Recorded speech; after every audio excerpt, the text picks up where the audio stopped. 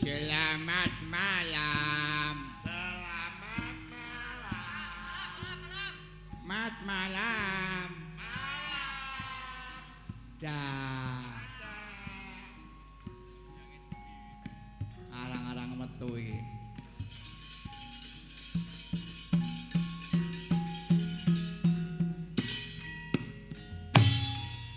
Ayo rek. Entuk gawean rek.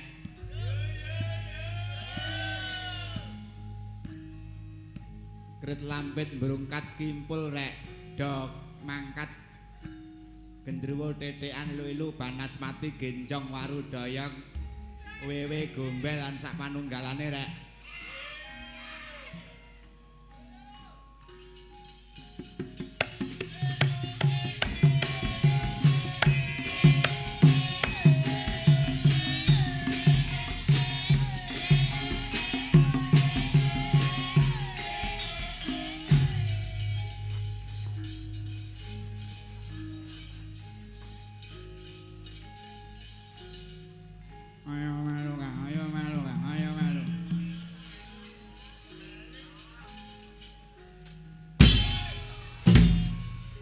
Kabutan sirah kok.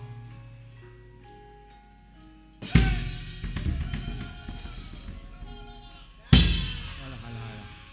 Lah piye angger tak genjangkah sirahku mesti munting.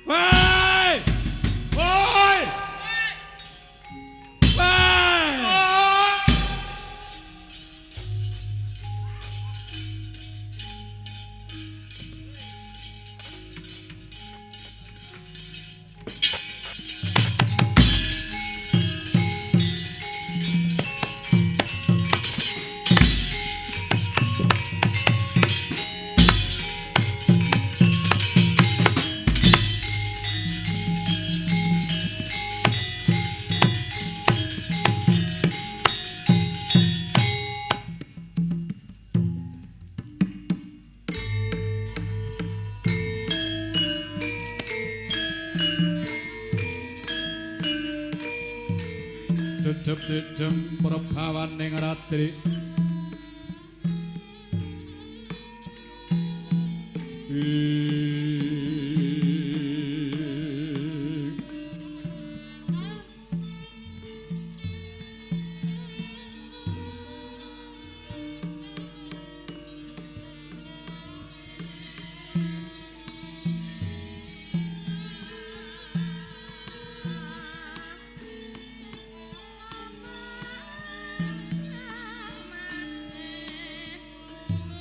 Sasradara wus manjer kawuryan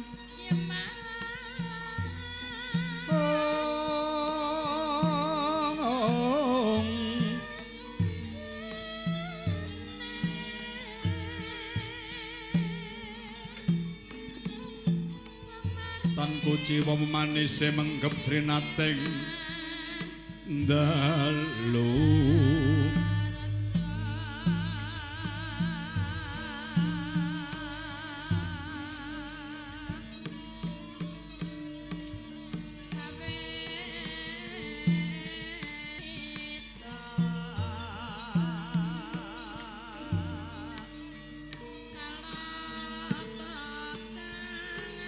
Sinewaka Sangya Pradasih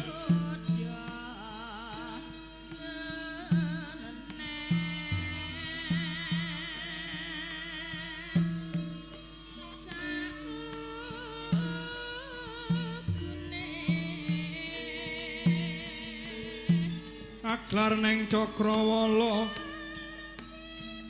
winulat hangalangut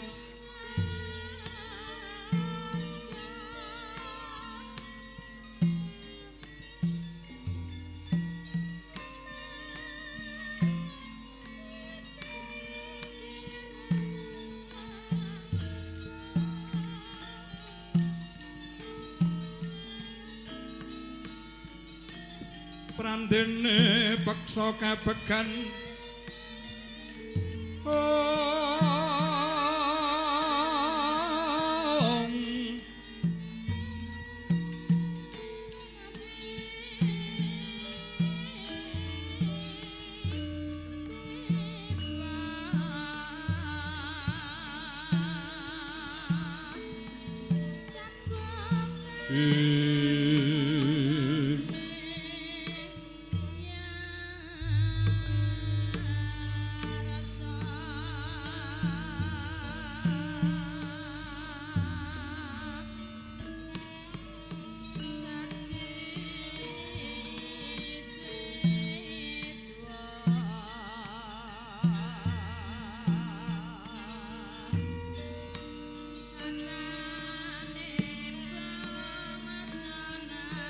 saking kaing taranggana kang sumiwi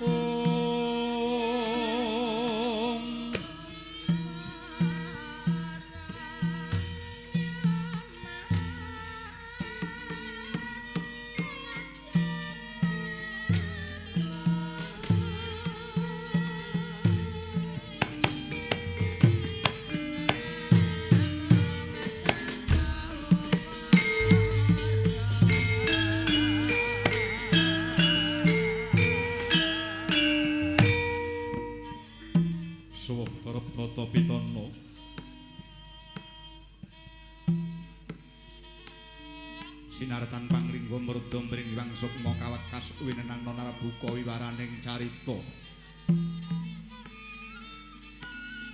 nedya gancar medhar lungiting rasa griting ati gregeting jiwa ingkang wis kawahya saking karekat krentek lan karep rinumpaka rasing swasana yang weninging rasa ginembeng budaya wadiluhung tetilaraning leluhur miras ngongak marang laksitaning dharma yaiku weruh ing diri rasa rumangsa anggur mangsani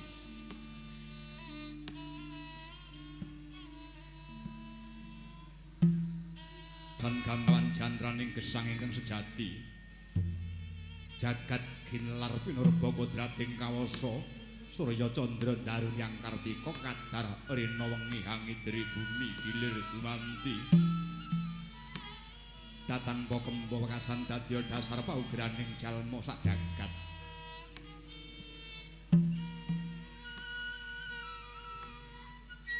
hanenggih kinubit ing mangke minangka dadya purwakaning kandha gemelaring negari Mandura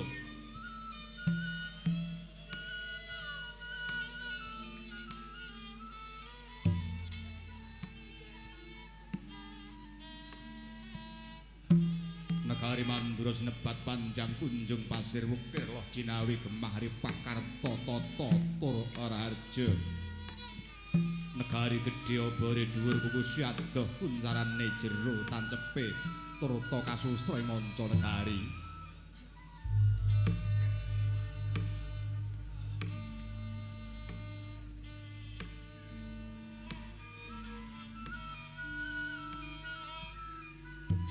Lata sinten ing ngasta pusara praja negari Mandura mapan wus ana pilaning dewi-dewi lamun ta dewa wenang wisik Nalendra wenang dijuluk Pandhita wenang parep pagusa sebutaning Wanara.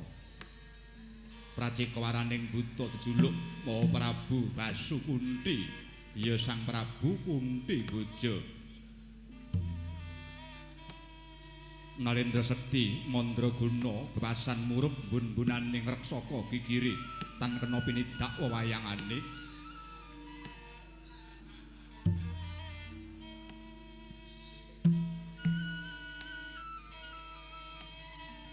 Sang nata mengko praja manggreh wadya lenggah kursi gading damper denta pinalipit ing kancana pinathik warna lemek babut perang wedani. Sinebaran sari ginanda widya lisah njebat kasturi jinajaran sanggiwaning para mban cedhi parekan manggung katanggung Jaka Paloro-loro ingkang ngambil pacaranata banyak dalang sawunggaling harda warika kacumas dipanggo kang sawara gemi. Kungas gandane sang katong mangambar dumugi sak jawining rangkah panyayah Hyang Bathara Indra tumurun.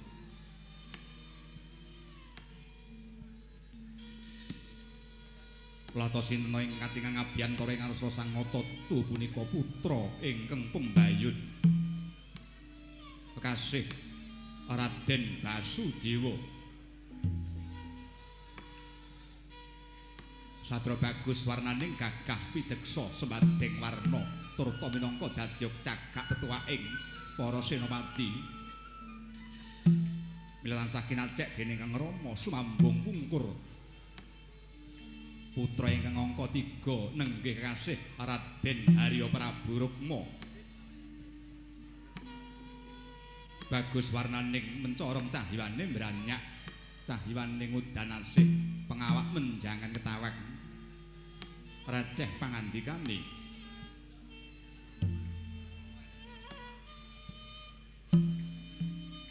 Sumambung pungkur putra sang nata ingkang waruju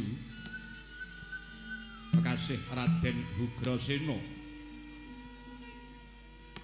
ugi gagah perkasa pideksa minangka dadya tanggulanging negari Mandura. Ing jahi maksiander pisuwaning para narapraja bembel ambil abar katindhian dening warangkaning negari Mandura nenggih Rekyana Patih Sara Boja. Nalika mangke sang nata kepareng nandhang kadoh kitan labet negari Mandura kathah para nalendra patmanca negari ingkang kepengin badhe nglamar dhumateng ingkang putra sekari kedaton Dewi Kunti Nalibrata mangkono pangadis pangudas maraning griya ing sang nata ingkang dereng kawiyos ing lisan.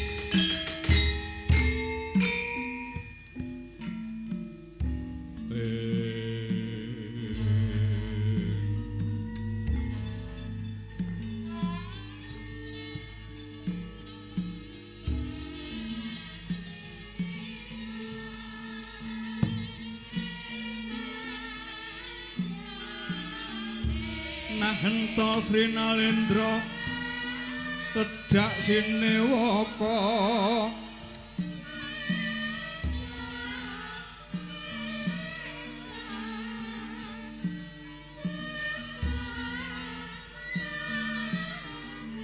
ing setinggil sikra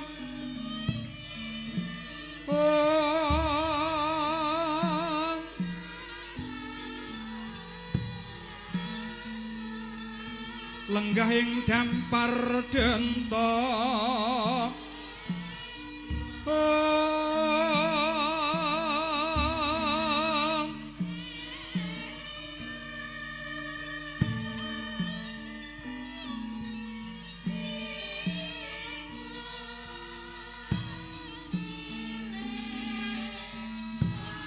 ingkang kaplipit ing kencana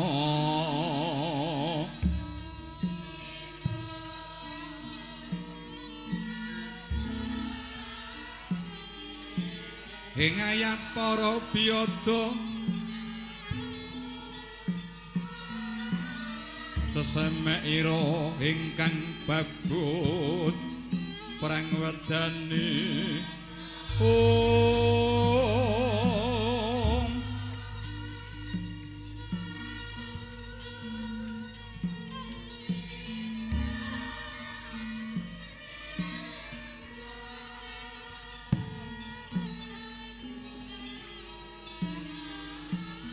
Tidem jroning panangkilan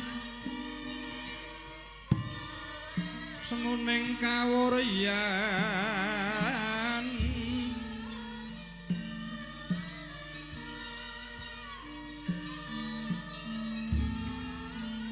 wigatining karsa keparang sang nata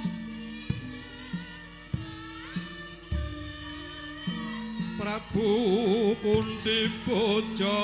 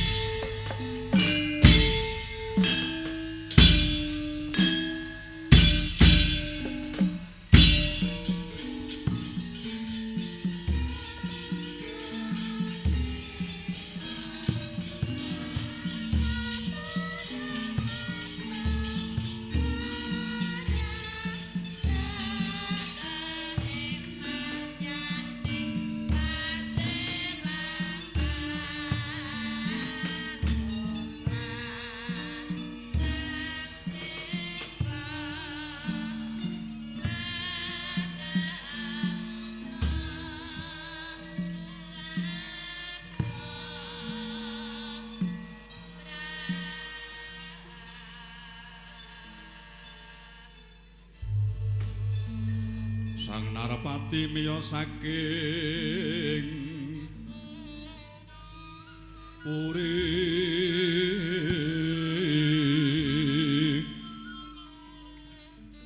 busana keprabon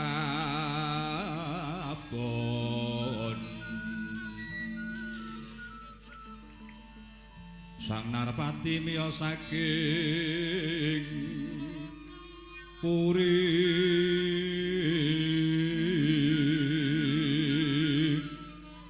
busana keprabon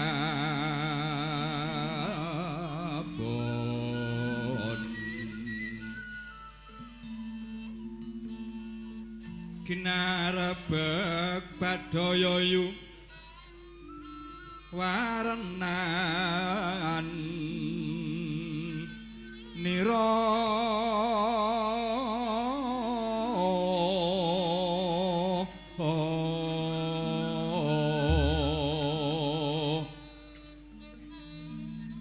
Solahira wingit lir Apsari nurun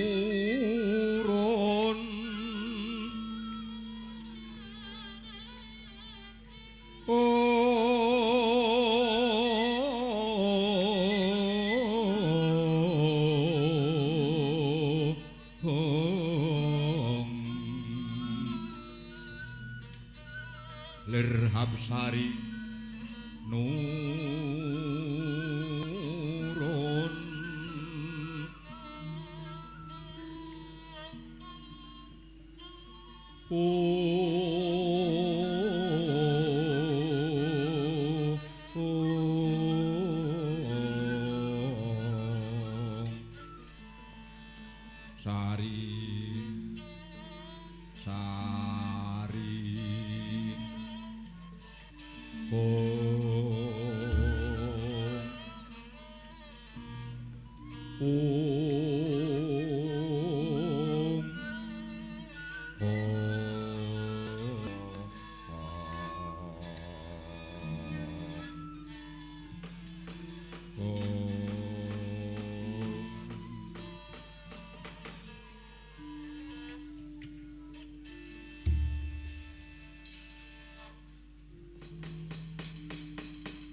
sampun miyos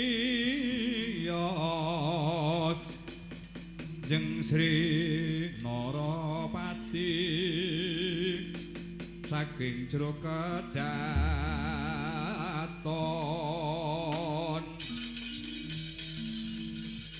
kinarupyo mangkong sedayane samya ngampil upacara ngaji banyak sawung galing kancana ngenguwa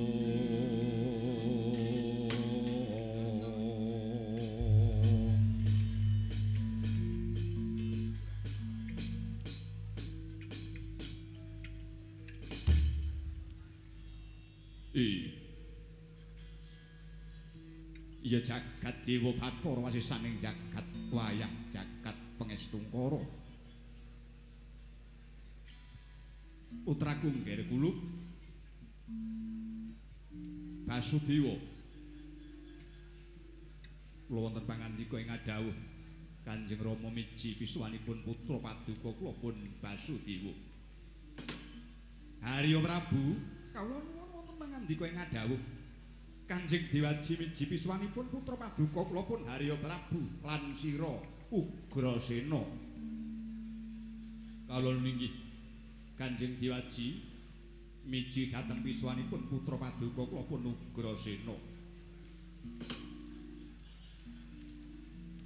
swarganing wong tuwa kaya aku durung mesti yen aku mengku praja mangreh para kawula swarganing wong urip kuwi dudu ana tumpukaning bandaraja donya luhuring derajat pangkat sumanding garwa kang sulistya ing warna dudu kuwi nggih nanging swarganing wong tuwa iki lamun wis nyumurupi para anak-anakku padha bangun miturut apa kang dadi pituturing wong tuwa dasar putra-putraku kabeh padha bangun miturut marang wong tuwa kabeh padha ngestukake marang pangandikaning wong tuwa wah bombong rasane atiku nggih Basudewa Kanjeng Rama ngestuaken dawuh nalika aku nyumurupi marang anakku kang wis gemrayah gumelar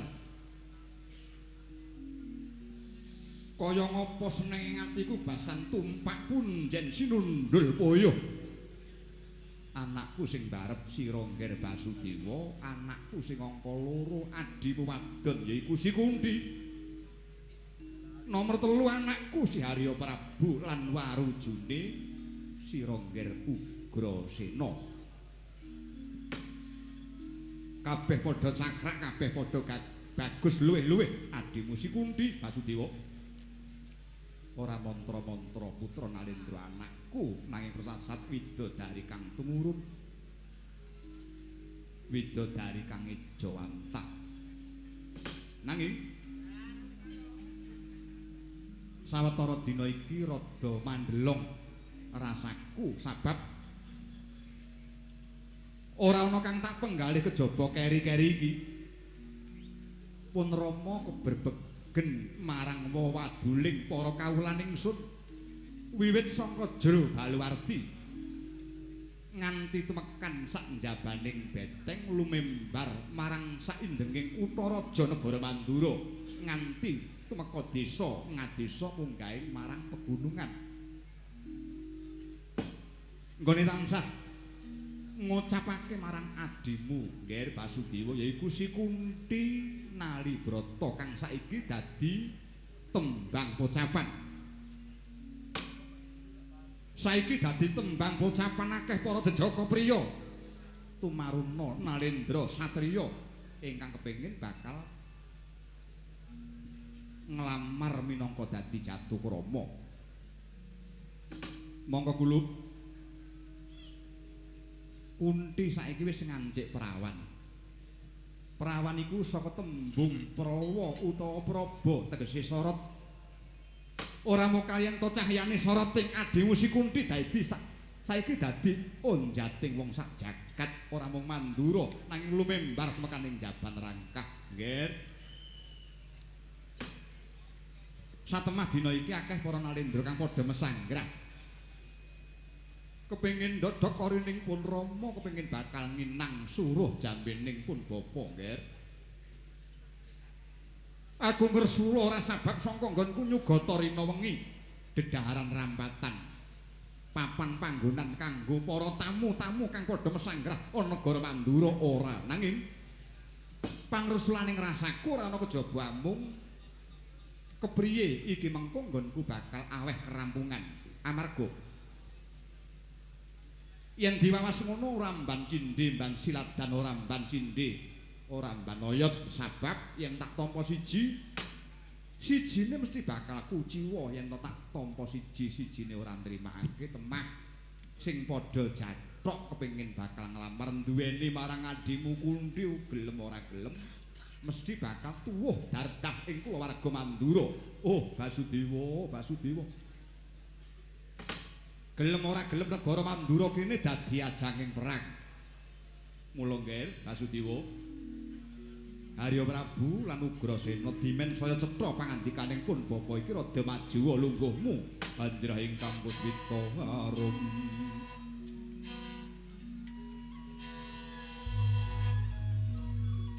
Katyubing samirana mbre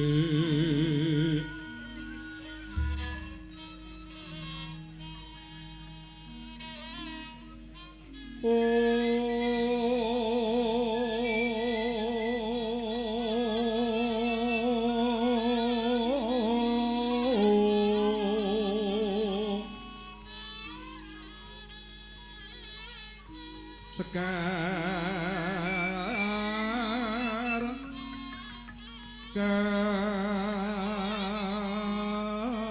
kadung kong ngas gandanyo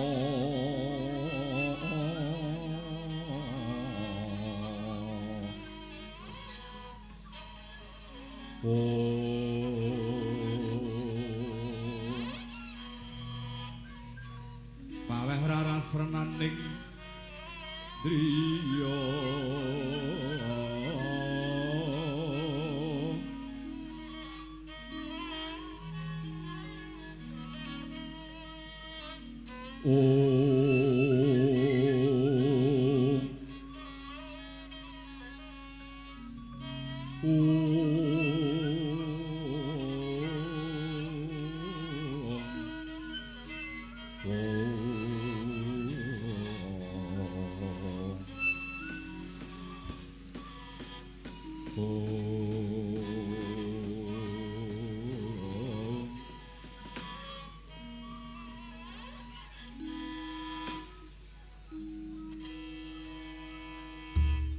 Basudewa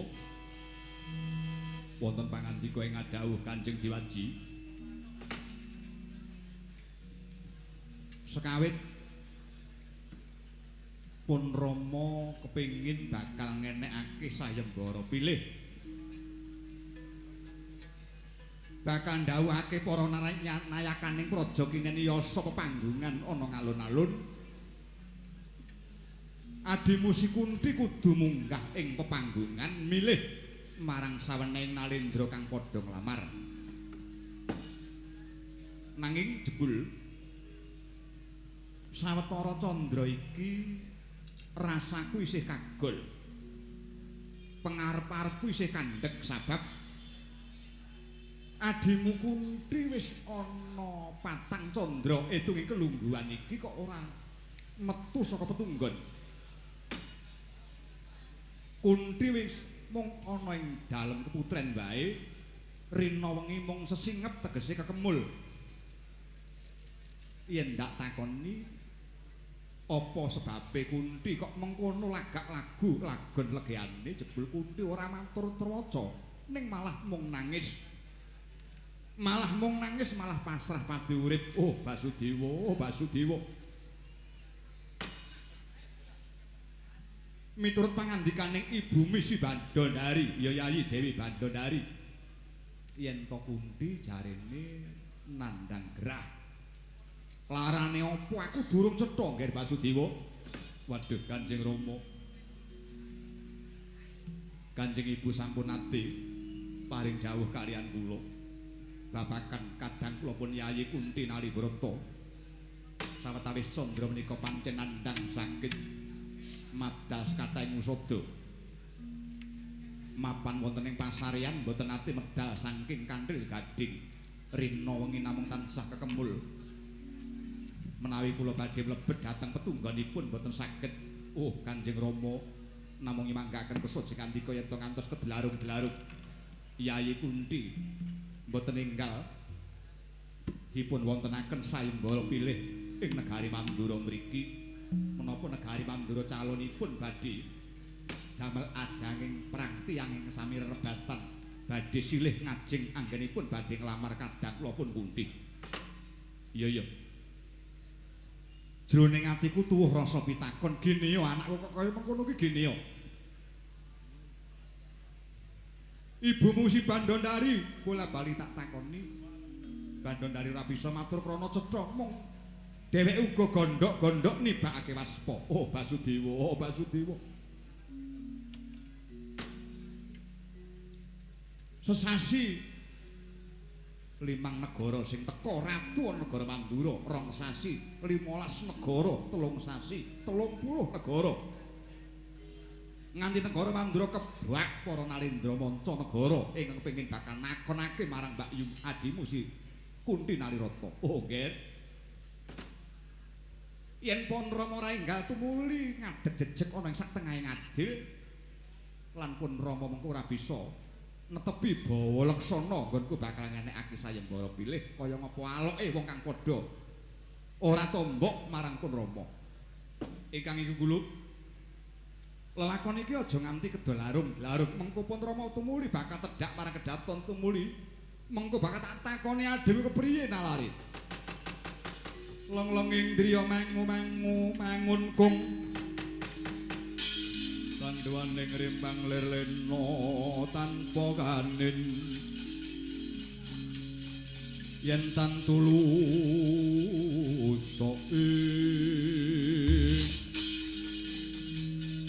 mengko sancah utama Sang Nata wis nyolan ngrerepa alon ngandika marang Sang Nata Dewa lah ing kono ta wau dereng telas pangandikane Sang Prabu Basukunti ya Sang Prabu Kunti bojo lasane ingkang putra Raden Basudewa Raden Harya Prabu piyang Raden Ugrasena kesaru geter pesuwanan Jawi sang yaning para penglamar jejel riyel kepengin badhe mingkahing Sitinggil ora kaya suwane satriya saking Plasa Jenar Raden Harya Suman repepeh pindha sirta mingkah krama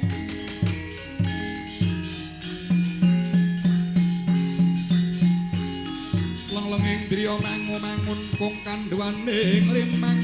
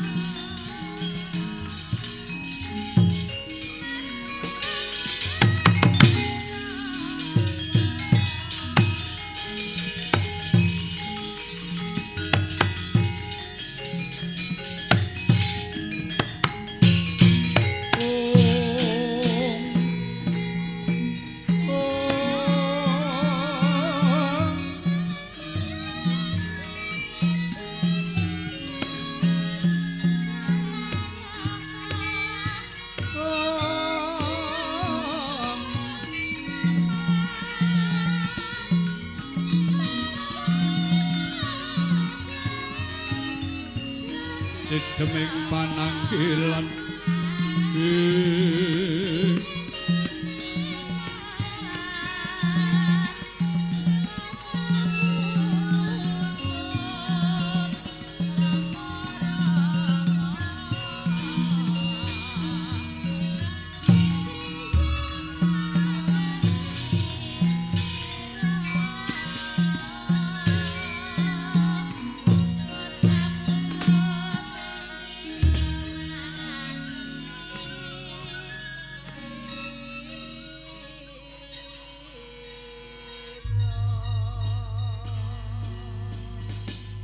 kawula nuwun amit pasang tali mantabe linepatna ing sapu denda dumawa ing tawang towang tinebih na ing tulah manu Sang Prabu kula ingkang sowan Kisanak keng nembe prabdi padha raharja sowanira oh iya wilujeng sowan kula kalis nering rubeda mangke ing kayuanan sinuwun mboten langkung kula ngaturaken sumungkep ing pangabekti mugi kunjuk wonten sandhap padanipun paduka ingkang sinuwun Sang Prabu Kunti Boja. Iya. Bocah bagus wis tak tampa. Ora ngono. Jeneng ingsun kok durung nate tepung. Kisanak kuwi saka ngendi lan sapa kang dadi kekasih paduka Kisanak? Lho, pripun to? Paduka dereng ngertos kaliyan kula? Dereng. Kula menika sampun kondhang kaloka ing jagat putra Nalendra ing Plasa Jenar. Bapak kula menika Prabu Suwela Swargi. Kula menika Raden Harya Suman nggih, Raden Trigantalpati nggih, Raden Gendara Desa. Dereng ngertos Paduka? Dereng nate mireng? Kok kaya aku durung nate krungu. Oh, nyata Paduka menika Nalendra Kuper Paduka menika. Nalendra mboten nate miyos saking negari. Kula menika putra Ratu Sugih. Kula menika bagusipun tiyang sak Plasa Jenar. Mboten aneh menawi pinuju kula menika ameng-ameng tindak medhas saking negari. Turut pinggir margi menika kathah para wanita ingkang samya antri wonten ing pinggir margi ningali dhateng kebagusan kula. Menika kula lajeng wigatosipun menapa Paduka rawuh dhateng negari Mandura mriki kula menika ngeben-ben enjing dijawah sonten Sang Prabu Kunti Boja tambang rawat-rawat ujaring Sambewara warta ingkang binandhunge karna Paduka menika kagungan putra putri ingkang sesilihipun Dewi Kunti Nalibrata. Mila sowan kula menika kepareng ndhodhok uri Paduka nginang suruh Jambe. Paduka sinuwun ngebun enjing di Jawa sonten kepengin badhe ngelamar putra paduka Sang Dewi Kunti Nalibrata mangke turun nggih sampun kathah kisana para nalendra para satriya para wasi para nem-neman para bupati Patmanca negari ingkang nglamar dumateng anak kula pun Kunti ning setunggal kemawon dereng ngantos ndadosaken pamilihipun anak kula pun Kunti Nalibrata. Mangke rumiyin. Kula menika kirang pripun? Kula menika kuciwa menapa? Kula mboten kuciwa ing babakan rupi. Dasar kula menika putra Nalendra. Kang putra badhe ngersakaken menapa? Harus cobi kepareng matur. Menapa mangke ngersakaken mundhut bebana Mas Picis Raja Brana Bandha Raja Donya. Kula sagah mujudaken. Senajan to paduka menika Nalendra ingkang sugih brewu blegedhu labur madu kula ngertos negari Mandura menika negari ageng nanging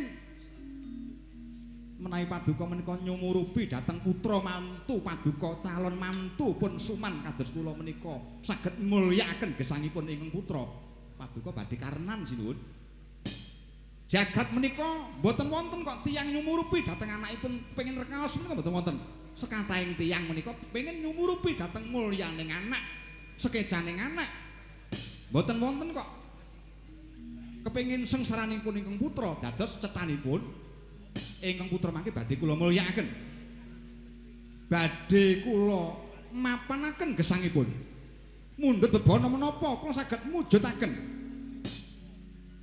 menawi jenengan ndika menika mboten maringaken dhateng kula wah rugi ageng sinuwun kula menika bagusipun tiyang kula menika calon Nalendra ing negari Plasa Jenar Rada montap lir kinetap Tukaya yasini pijojo bang mawingo-wingo Kumejot padone lati Netra kocak ngondaran dari tep nyomangolo cokro Wong Lamun sinabeto merang sageding Medal danane Toreng jonggo malatulatu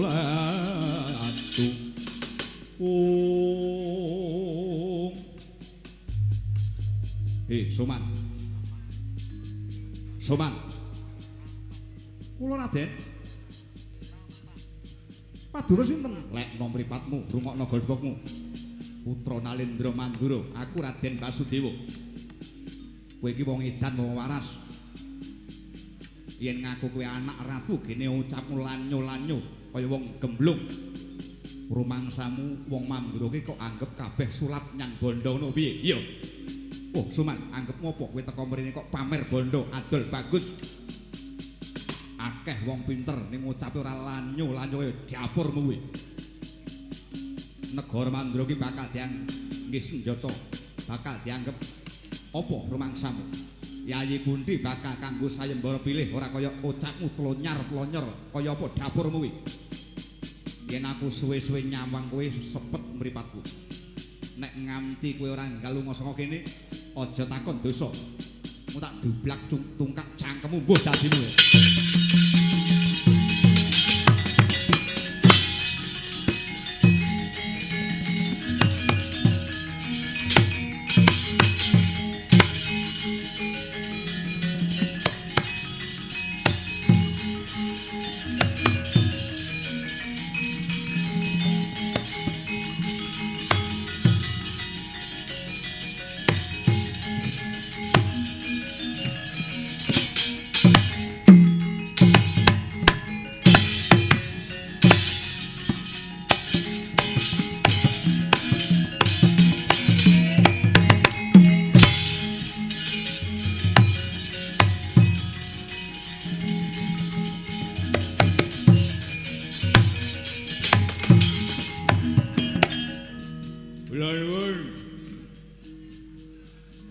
Pasang taliman tabil nepatno ing sapu denda dumawa ing tawang tuang tinebehna tulah manu sinuwun sembah kula kabur dhumateng paduka Kanjeng Rama Mara Sepuh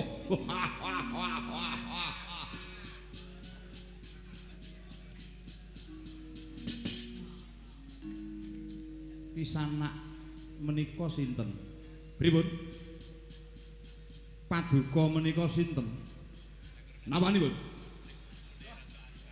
Sampeyan niku namine sinten? Oh, kula. Nggih.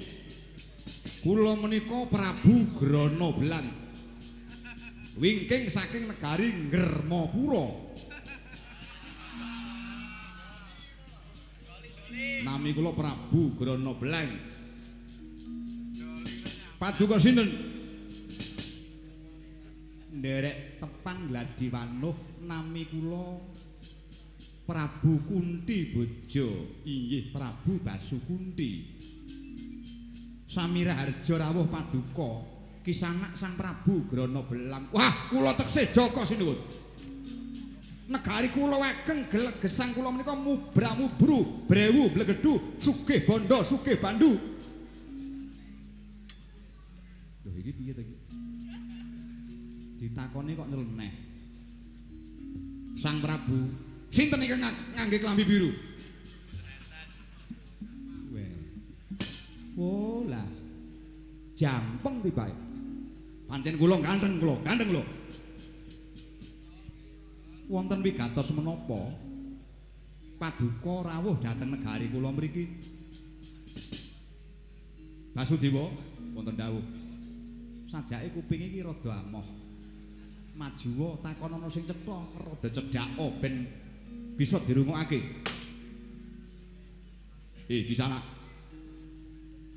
Kisanak Nun. Pripun? Sampeyan mriki wonten wigatos menapa? Napane? Wonten wigatos menapa paduka mriki? Lah, kula niki badhe nglamar, Raden. Sampeyan sinten? Prabu Basudewa. Naminipun? Raden Basudewa. Lah nggih sampeyan niku sinten? Ora karo-karuan. Prabu Basudewa, Raden Basudewa, Prabu Anom kula menika. Oh. Putra Nalendra, Prabu Kunti Bojo. Ih, ngestuaken dawuh. Paduka mriki badhe menapa? Kula badhe nglamar ingkang rayi Dewi Kunti Nalibrata. Badhe kula sengkaken ngaluhur wonten negari kula, negari Ngermapura. Mangke badhe kula damel karwa prameswari, kula lengkaken kasur babut mendut-mendut tundha sanga. Kula nuwun sewu, negari Mandura menika badhe dipun wontenaken sayembara bilih. Yayi Kunti mangke badhe milih sok sintena ingkang dados pikajengipun kadang kula dados paduka keparengan rantos wonten Jawi. Adalah.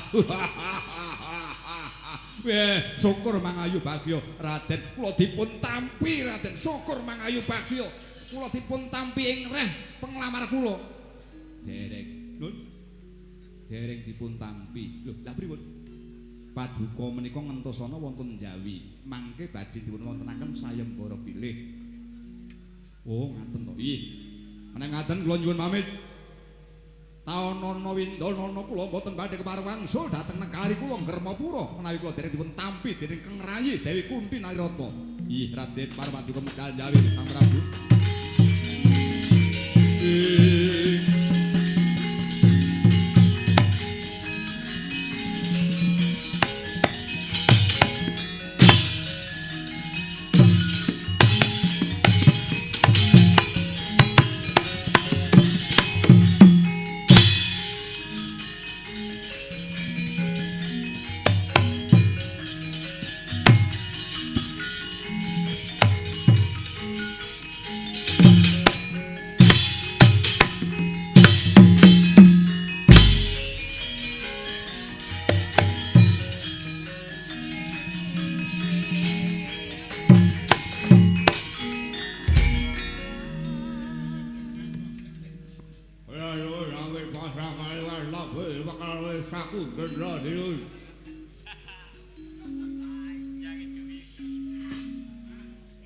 Ya kok aneh-aneh. Tamuku kok ya nyeleneh temen iki. Sing mau wong Sudarungun iki ra iso mingkem. Kisanak menika sinten? Kula menika Nalendra wingking saking negari Sinayen Gelung Prabu Giwang Karta ngenaka ngriki ngenaka negari ngandhut saka wadya Gelung Prabu Kunti Boja sinuwun menawi leres mekaten kula panjenengan wagikal menawi dipun paringaken kutha badhe kula boyong dhateng negari Gelung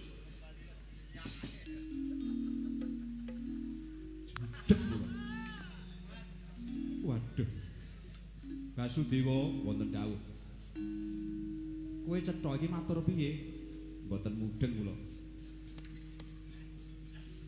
angger sampun kalih kecap ngoten lajeng kakentet tutukipun kados kebekan samukawis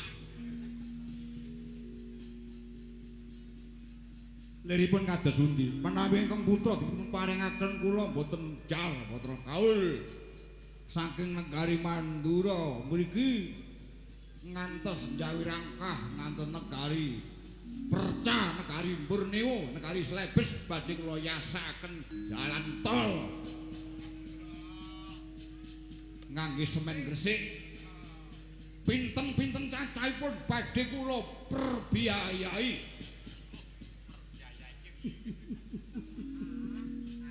susang sarik ora karo-karuan di sana wonten dawuh anak kula badhe kula dekaken sayembara bilih sok sintena mangke ingkang dipun pilih kaliyan pun pundi mboten Tonalendra satriya tiyang pidak pejarakan badhe kula aturaken mergi purba wonten kula pasisa wonten ing pundi mila kepareng paduka nyrantos wonten Jawi mangke badhe kula wontenaken sayembara pilih wonten panggungan oh mekaten sinuwun ngestuaken dawuh menawi katen betul lakon pangestu paduka mugi-mugi kula mangke saged ketampi anggen kula lamar sinuwun inggih lelungsen kula bebat kali pangestu kula ten jenengan kali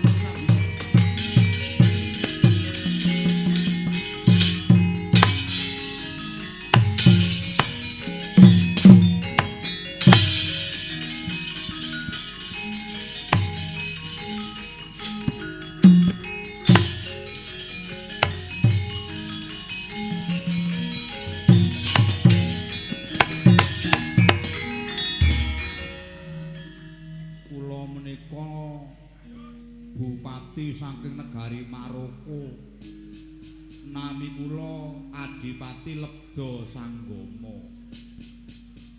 kula menika Adipati Anom semantena kula sampun klebet tiyang sugih wilayah kula lumayan riyan kula nggih pun jembar kula sowan mriki mbeta safrahan kebo kula 9 sapi 13 mendo 21 ayam peksi kelangenan kula nggih kula bekta mriki kula kunjukaken paduka Sang Prabu Kunti Boja nami sampean wau sinten Lebda Sanggama aku ora bisa negesne kuwi tegese piye kuwi pun mboten sami tegesne wong nami kok ditegesne niku paring tiyang sepuh kok ya pun werni-werni paduka menika pisanak pripun kula dereng saged matur sebab anak kula nembe saged wonten ing Petunggon keparengan rantos wonten Jawi benjing badhe kula wontenaken sayembara pilih menawa mekaten kula rantos wonten Jawi Sang Prabu